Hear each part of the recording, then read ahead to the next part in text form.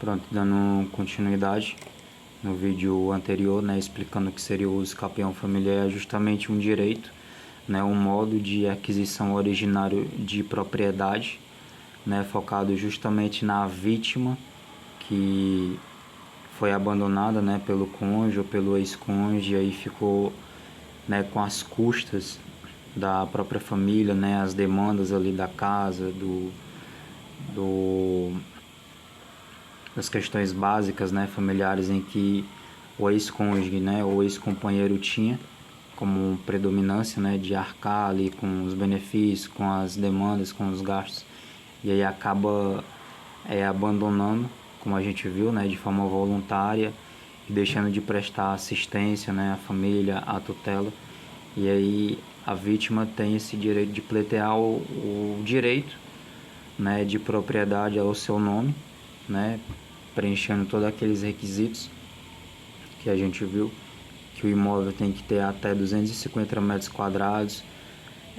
a pessoa está exercendo a posse de forma direta, contínua, ininterrupta, sem a oposição de terceiros, e ter tido aquela relação, né, de divisão entre ela e o ex-cônjuge, e aí ela pode pleitear esse direito. E aí a pessoa preencheu todos aqueles requisitos, né, elencados ali no artigo 240A do Código Civil.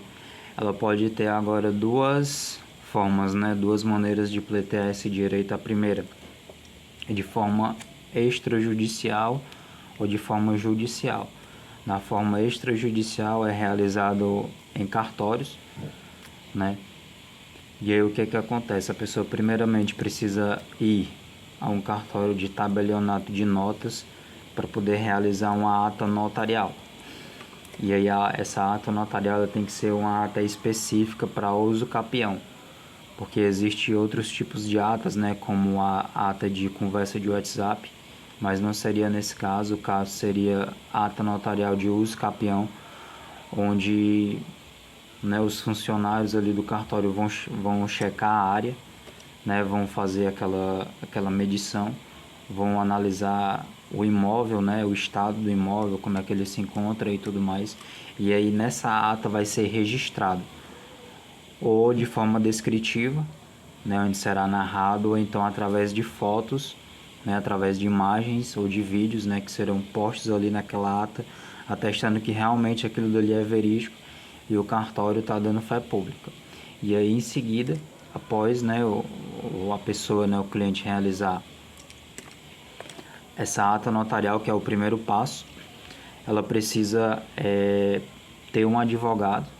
né, precisa pleitear um advogado também, ou um advogado ou um defensor público, para poder auxiliar ali no trâmite juntamente com ela, porque como é uma questão jurídica, também existem muitos termos técnicos, muitos termos em que a própria vítima, né, a própria pessoa não está acostumada no seu dia a dia, e aí é necessário contratar um advogado ou um defensor público para justamente auxiliar, né, e ser um intermediador ali entre ele, né, a vítima e o próprio tabelião em si. E aí, após fazer isso, ela se dirigir ao cartório de registro de imóveis, onde será feito todo o trâmite final para poder regularizar o imóvel, né, para aquela pessoa, onde aquela propriedade passa a ser dessa pessoa que adquiriu, né, através do uso capião, essa propriedade.